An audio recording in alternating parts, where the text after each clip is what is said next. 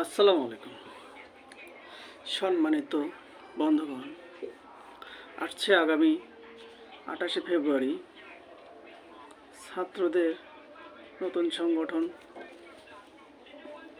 রাজনৈতিক সংগঠন উদ্ভাবন হতে যাচ্ছে। এই সংগঠনে দুটি দিক আছে, ভালো দিকও আছে, খারাপ দিকও আছে। ছাত্র রাজনীতিতে দেশের মানুষ শান্তিতে থাকতে পারবে,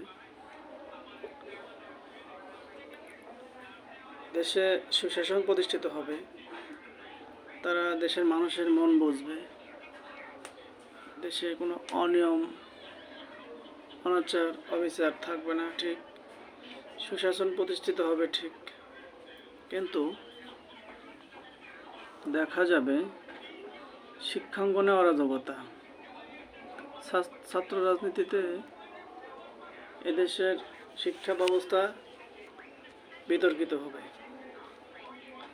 কারণ ছাত্র রাজনীতিতে শিক্ষাঙ্গনে লেখাপড়া বাদ দিয়ে দেশের ছাত্র সমাজ শুধু রাজনীতির মধ্যে ব্যস্ত থাকবে, রাজনীতিতে থাকবে। বাংলাদেশে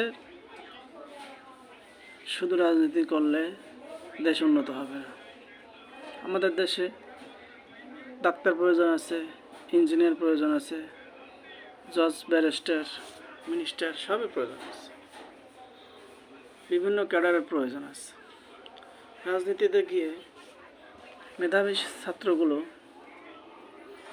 এই রাজনীতি পেশায় যুক্ত হলে এদেশের সেবা খাতগুলোতে ধস নামবে। সুতরাং শুধু রাজনীতির পিছনে না ছুটে এদেশকে উন্নত করতে চাইলে অন্য সেবাগুলো আমাদের পেতে হবে, যে সেবাগুলো শিক্ষাঙ্গন থেকে আসবে। তাই রাজনীতি হোক, কিন্তু একটা লিমিটের মধ্যে, যে লিমিটের মধ্যে থেকে রাজনীতি করলে শিক্ষাঙ্গনের কোনো ক্ষতি হবে না, সেরকম একটা লিমিটেশন থাকতে হবে। যেমন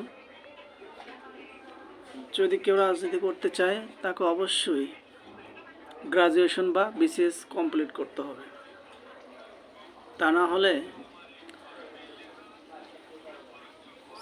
অল্প শিক্ষিত ছাত্রগুলো যদি পদবির জন্য দৌড়াদৌড়ি করে তাহলে শিক্ষা ব্যবস্থা একবারে ধ্বংসের মুখে যাবে। সুতরাং সব কিছু একটা লিমিটেশনের মধ্যেই থাকতে হবে। আশা করি বুঝতে পেরেছেন। আসসালামু আলাইকুম।